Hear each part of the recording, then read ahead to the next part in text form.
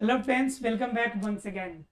Friends, आज की class में हम लोग देखेंगे पार्ट्स ऑफ स्पीच के पार्ट्स के क्रम में हम लोग देख रहे हैं। और पार्ट्स ऑफ स्पीच के हमने 3 पार्ट अभी तक देख लिया है, जिसमें हमने देखा है नाउन के बारे में, प्रोनाउन के बारे में देखा है, और पिछले क्लास में हमने वर्ब के बारे में देखा था। वर्ब के बारे में मैंने आपको फाइनाइट और नॉन फाइनाइट के प्रकार के रूप में बताया था। इसके अलावा भी ट्रांजिटिव और इंट्रांजिटिव वर्ब्स भी होते हैं, ठीक है, जिसकी चर्चा हम लोग जब वॉइस पढ़ेंगे उस समय मैं आपको ट्रांजिटिव और इंट्रांजिटिव वर्ब के बारे में थोड़ा और डिटेल से बता दूंगा। ठीक है, अभी हम लोग जानेंगे किसके बारे में, एडजेक्टिव के बारे में। ठीक है, तो जानते हैं कि एडजेक्टिव क्या होता है। एडजेक्टिव मतलब क्या, कि जो चीजें एग्जैक्ट कंडीशन में बताया हो, जो चीजें हमें क्या मालूम चल जाए, एग्जैक्ट मालूम चल जाए। एग्जैक्ट का मतलब क्या, जो चीजें हमें परफेक्टली हमें डिनोट कर दे, परफेक्टली जिसके बारे में डिनोशन हो, जो परफेक्टली डिनोट करे, तो उसे हम लोग क्या कहते हैं, उसे कहते हैं हम लोग एडजेक्टिव। अब आप सोच रहे होंगे कि ये परफेक्टली डिनोट एडजेक्ट क्या कह रहे हैं हम। तो दरअसल क्या ना, हम ये चाहते हैं हम कि एडजेक्टिव क्या करता है कि नाउन या फिर प्रोनाउन, इनको एडजेक्ट बताता है कि क्या कंडीशन है। जैसे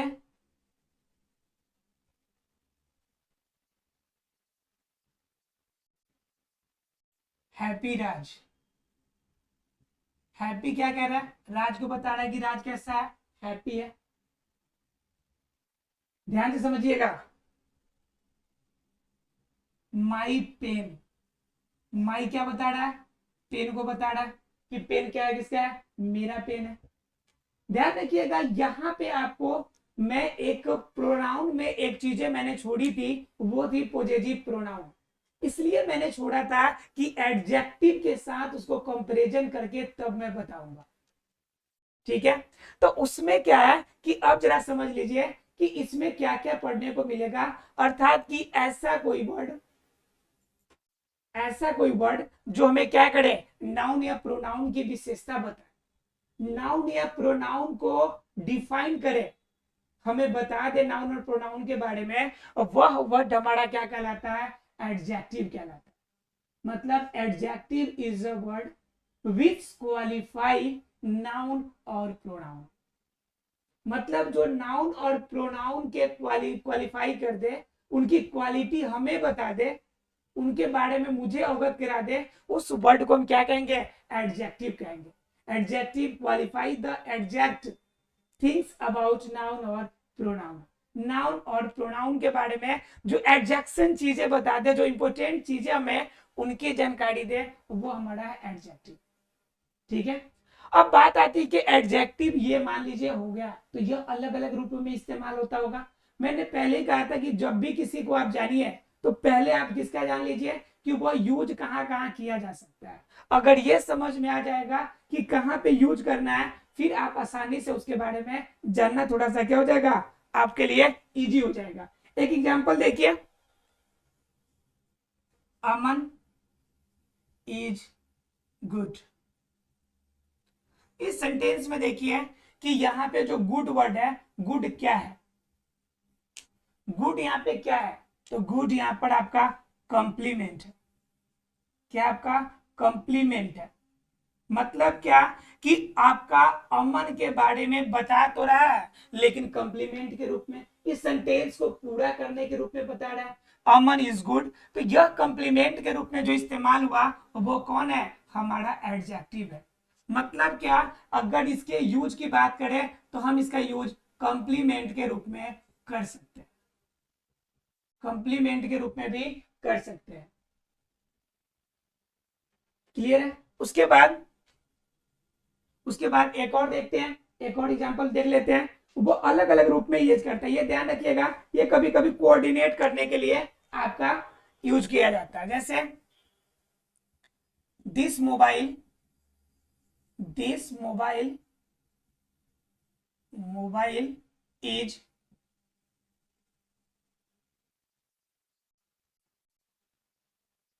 this mobile is using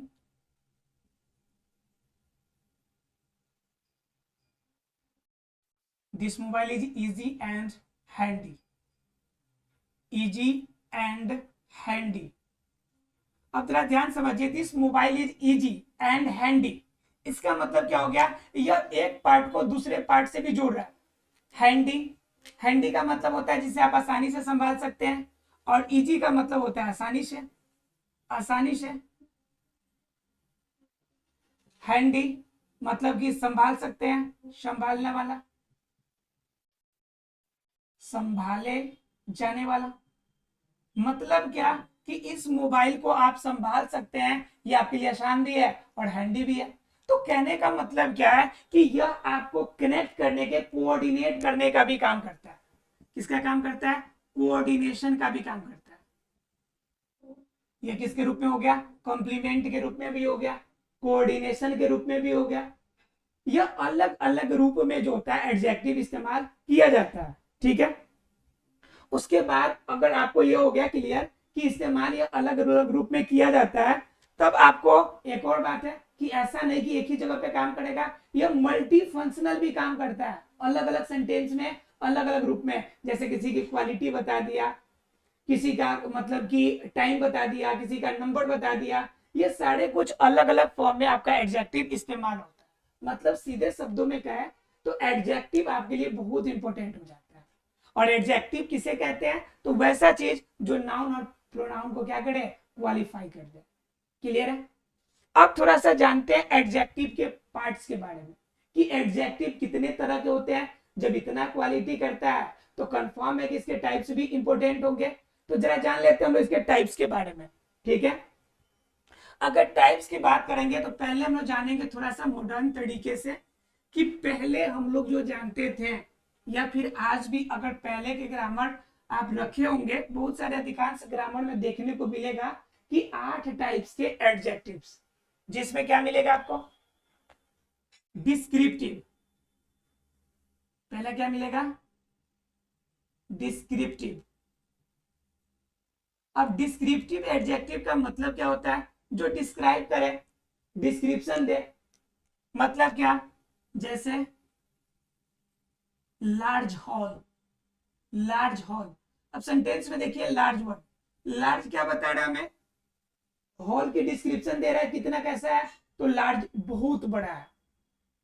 hall कैसा है भाई, बहुत बड़ा है। तो यहाँ पे लार्ज क्या हो गया, डिस्क्रिप्शन दे रहा है, यानी यह कहलाएगा डिस्क्रिप्टिव। क्या कहलाएगा, डिस्क्रिप्टिव कहलाएगा। मतलब क्या, ऐसा एडजेक्टिव जो किसी नाउन या प्रोनाउन का डिस्क्रिप्शन दे दे। जैसे एक और एग्जांपल देख लीजिए, ए स्मॉल गोडाउन, ए स्मॉल गोडाउन, छोटा सा गोडाउन। तो यहाँ पे भी स्मॉल क्या हो गया, डिस्क्रिप्शन दे दिया। लिटिल बिट, थोड़ा सा, क्या बता रहा है हमें, डिस्क्रिप्शन दे रहा है। तो ये हो गया आपका डिस्क्रिप्टिव एडजेक्टिव, जो हमें क्या कर ले, डिस्क्रिप्शन दे दे। जब डिस्क्रिप्शन की बात कर लेते हैं तो एक बात आ जाती है प्रॉपर की। किसकी बात आती है, प्रॉपर एडजेक्टिव की। तो प्रॉपर जब किसी की स्पेसिफिक बता दे, ध्यान रखिएगा प्रॉपर एडजेक्टिव कभी कभी देखने से आपको लगेगा कि नाउन ही है।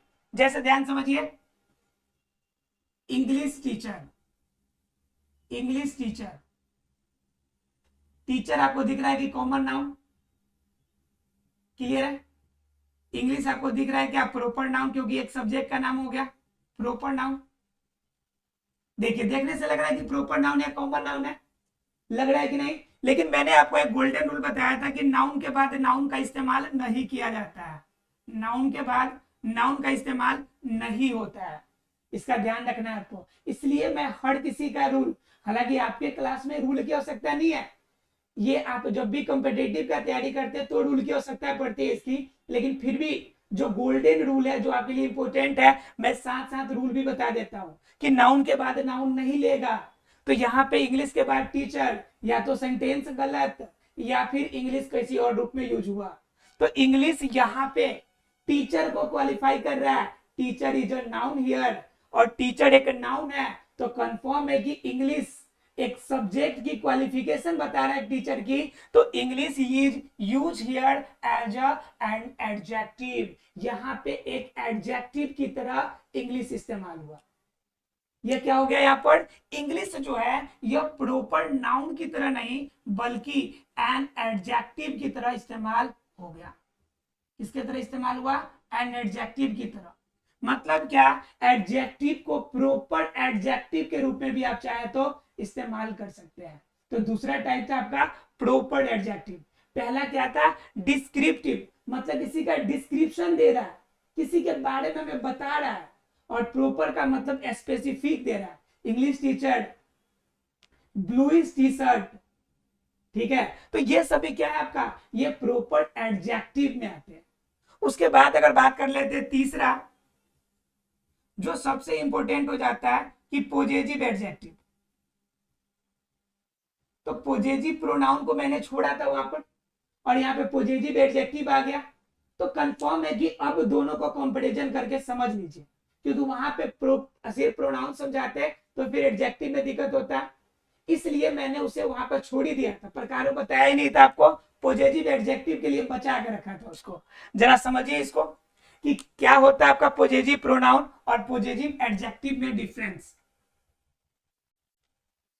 देखिए सेंटेंस से जरा ध्यान समझिए। पोजेशन का मतलब होता है जब किसी चीज पर आप अधिकार दिखाते हैं। You claim this is mine, When you claim this is mine, जब आप क्लेम करते किसी चीज के लिए कि ये वाली चीज मेरी और किसी की हो नहीं सकती, तो दैट मीन्स कि वहां पे आप अपना पॉजिटिव हो रहे हैं। वहां पर आप वहां पे पॉजिटिव हो रहे हैं। कहा जाता है कि बहुत ज्यादा पॉजिटिव हो रहा है। आप मान लीजिए किसी चीज को लेकर बहुत ज्यादा पॉजिटिव हो रहा है, तो पॉजिटिव होने का मतलब है किसी चीज पर आप ज्यादा अधिकार जमा रहे हैं, ठीक है। तो सेंटेंस देखिए जरा सा, this is my book, this is my book. और सेम सेंटेंस है, this this book is mine. दो सेंटेंस है, दोनों सेंटेंस का मतलब लगभग लगभग हिंदी में देखिएगा तो लगभग लगभग एक ही जैसा लगेगा। ये किताब मेरी है, यह एक हो जाएगा, यह मेरी किताब है, यह मेरी किताब है। तो दूसरी सेंटेंस हो जाएगा, यह किताब मेरी है, यह किताब मेरी है। जरा सोचो कि सेंटेंस जब हिंदी में देख रहा है तो ज्यादा डिफरेंस तो लग ही नहीं रहा, लग रहा कि एक ही जैसा है, लेकिन इंग्लिश में अलग चीजें हैं। कह रहा है दिस इज माई बुक, तो यहां पे देखिए ध्यान से, माई आपका पॉजिटिव वर्ड है, नीचे देखिए माइन आपका पॉजिटिव वर्ड है। पहला नंबर तो लिखने में गड़बड़ हो गया, एक माई है एक माइन है, मतलब वर्ड में डिफरेंस है। दूसरा ध्यान से देखिएगा तो माई के बाद एक वर्ड आपको दिखाई पड़ रही है बुक, और बुक क्या है, book is a noun, book is a noun. तो अभी मैंने गोल्डन रूल बताया, नाउन के बाद नाउन का इस्तेमाल कभी नहीं, नाउन के बाद नाउन का इस्तेमाल कभी नहीं, कंटिन्यू फॉर्म में नहीं करना है। एक्सेप्शनल रूल की बात मैं नहीं कर रहा हूं, एक्सेप्शनल रूल की बात अलग है, मैं वो भी आपको कहिएगा तो बता देंगे आपको, लेकिन वो एक्सेप्शनल रूल की बात अभी नहीं हो रही है। जनरली नाउन के बाद नाउन इस्तेमाल नहीं होगा। तो देखिए माई बुक, तो बुक के पहले वर्ड आ गया माइन, तो यहाँ पे आपका यह नाउन हो गया। तो कंफर्म है यहाँ पे जो पॉजिटिव वर्ड है माई से आपका अधिकार जो किताब पे दिख रहा है यह नाउन नहीं हो सकता है, क्योंकि इसके बाद नाउन ले रहा है। तो कंफर्म हो गया कि यह पॉजिटिव वर्ड जब नाउन नहीं है तो यह पॉजिटिव वर्ड क्या हो जाएगा, पॉजिटिव एडजेक्टिव हो जाएगा। क्या हो जाएगा, पॉजिटिव एडजेक्टिव हो जाएगा। क्लियर है आपको। दूसरे सेंटेंस में देखिए, दिस बुक इज माइन, क्या माइन के बाद कोई आपका नाउन ले सकता है क्या, माइन के बाद कोई ले सकते हैं नाउन, तो नेवर, माइन के बाद नाउन कोई आ ही नहीं सकता। तो इस कंडीशन में यह कहलाएगा पॉजिटिव जो वर्ड है यह कहलाएगा आपका पॉजिटिव प्रोनाउन। क्या कहलाएगा, पॉजिटिव प्रोनाउन। मतलब क्या कि पॉजिटिव प्रोनाउन और पॉजिटिव एडजेक्टिव, इसमें थोड़ा सा डिफरेंस ये रहेगा कि पॉजिटिव प्रोनाउन जो होगा, ये चीजें आपको आगे जब नरेशन पढ़ाएंगे तो उस समय भी चेंज करने में इस्तेमाल होगा। तो इसलिए इसे अभी अगर समझ लीजिएगा तो उस समय ट्रांसफॉर्मेशन में जब हम डायरेक्ट से इनडायरेक्ट स्पीच में चेंज करेंगे तो उस समय समझना थोड़ा सा इजी हो जाएगा। तो यहां पे क्या कहता है कि पॉजिटिव एडजेक्टिव ध्यान से समझिएगा, पॉजिटिव एडजेक्टिव जो है और आपका ये हो गया पॉजिटिव प्रोनाउन, दो चीजें हैं। तो कहता है आपको पॉजिटिव एडजेक्टिव में आपका अपने बाद एडजेक्टिव के बाद नाउन लेगा और पॉजिटिव प्रोनाउन में उसके बाद नाउन का इस्तेमाल नहीं होगा। क्लियर है? मतलब क्या, पॉजिटिव प्रोनाउन के बाद कोई भी नाउन नहीं आएगा। क्लियर है? चलिए, तो ये पॉजिटिव प्रोनाउन और पॉजिटिव एडजेक्टिव क्लियर है। तो इसके एग्जांपल में हो जाएगा आपका माइन, माई हो जाएगा पॉजिटिव एडजेक्टिव में। उसके बाद क्या, आवर, योर, ये सभी क्या होंगे, ये हो जाएंगे पॉजिटिव एडजेक्टिव।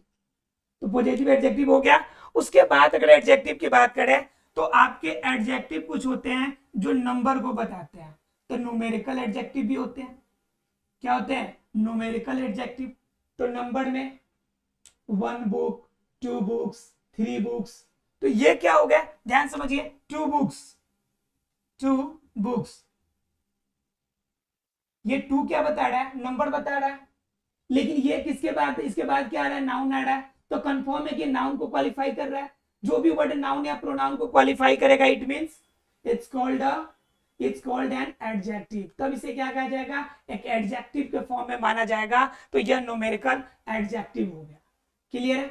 न्यूमेरिकल एडजेक्टिव के बाद आ जाता है आपका क्वांटिटेटिव। ध्यान से समझिएगा, क्वांटिटेटिव एडजेक्टिव। ये 4 हो गए। पांचवा क्वांटिटेटिव एडजेक्टिव।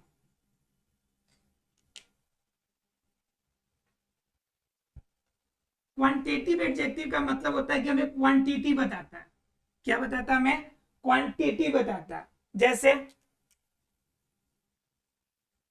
सम बुक्स,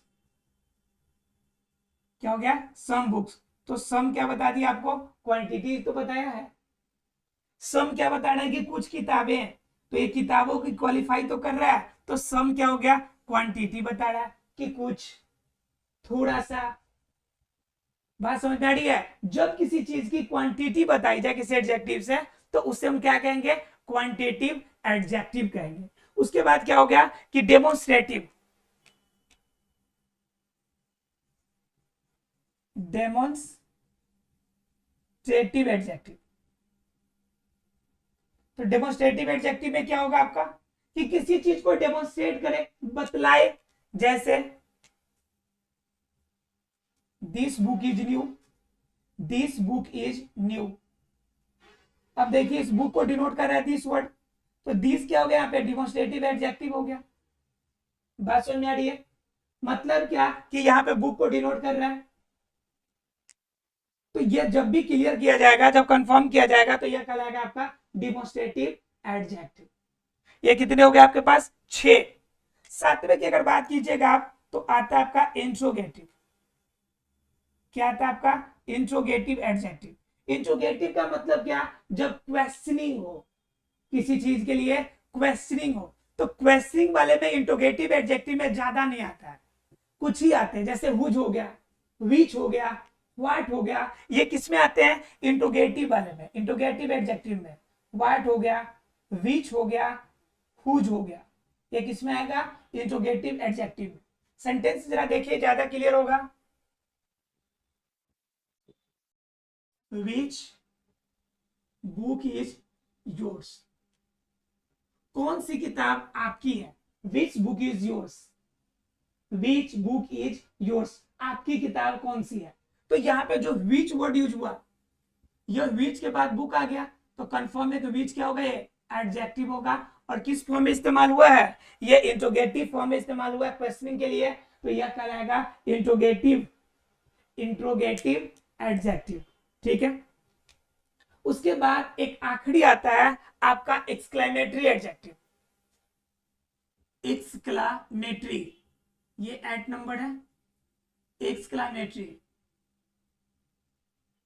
तो एक्सक्लामेटरी एडजेक्टिव में क्या आ जाता है आपका, मेनली आ जाता है हाउ, व्हाट। यही तो मेनली आता है इसमें, हाउ, व्हाट। जरा सेंटेंस देखिए, जब भी एक्सक्लेमेटरी सेंटेंस की अगर बात करते हैं हम लोग, तो एक्सक्लेमेटरी सेंटेंस हमें क्या बताता है, इमोशन ही तो बताता है। What a beautiful scenario this is, what a beautiful scenario this is, ये कितना भव्य कितना सुंदर दृश्य है। हाउस फॉल, कितनी बड़ी गिर, कितनी बड़ी आपकी जख्म। तो ये जब भी आपके मन की भावना एकाएक जब इंटरनली कुछ निकलता है ना मन से, तो उससे हम लोग कहते हैं एक्सक्लेमेटरी। और जब सेंटेंस हम लिखते हैं ना, तो उसके बाद एक्सक्लेमेशन मार्क्स देते हैं हम लोग। जैसे एग्जांपल देख लीजिए आप लोग, थोड़ा सा मिटाना पड़ेगा।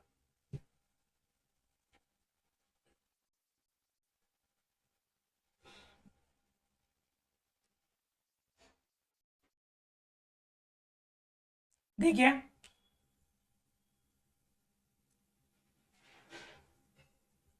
व्हाट अ ब्यूटीफुल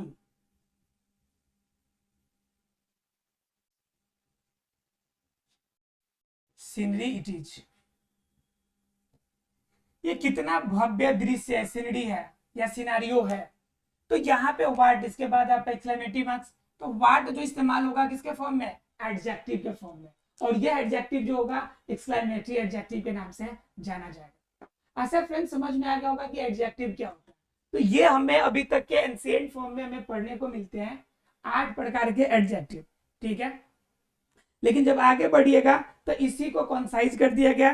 कंसाइज में क्या है कि आपका इंट्रोगेटिव सेम रहेगा, पोजेटिव भी सेम रहेगा, और बाकी जो आपका डेमोस्ट्रेटिव भी सेम रहेगा। इसके अलावा 3 के अलावा जितने बच गए आपके, ये आपका क्वांटिटेटिव बच गया, डिस्क्रिप्टिव बच गया, प्रॉपर बच गया। इन सभी को कंसाइज करके आपका अलग रूप दे दिया गया, जिसे हम लोग कंपाउंड एडजेक्टिव के नाम से जानते हैं, जहां पे 2-3 एडजेक्टिव को एक साथ भी जोड़ा जाता है, ठीक है। तो इसलिए आपको मेनली आपको 8 तरीके से याद रख सकते हैं, लेकिन आप चाहे तो 4 तरीके से भी याद रख सकते हैं। आपका हो जाएगा उसमें डिस्क्रिप्टिव, सॉरी उसमें मेनली आपका 3 पार्ट हो जाएगा। कौन कौन, एक हो जाएगा आपका इंट्रोगेटिव, डेमोन्स्ट्रेटिव, पॉजिटिव और आपका कंपाउंड एडजेक्टिव, ठीक है। तो इस तरह से 4 पार्ट में भी आप याद रख सकते हैं। आशा फ्रेंड्स सबको क्लियर हो गया होगा। मिलते हैं अगले क्लास में, तब तक के लिए thank you very much friends.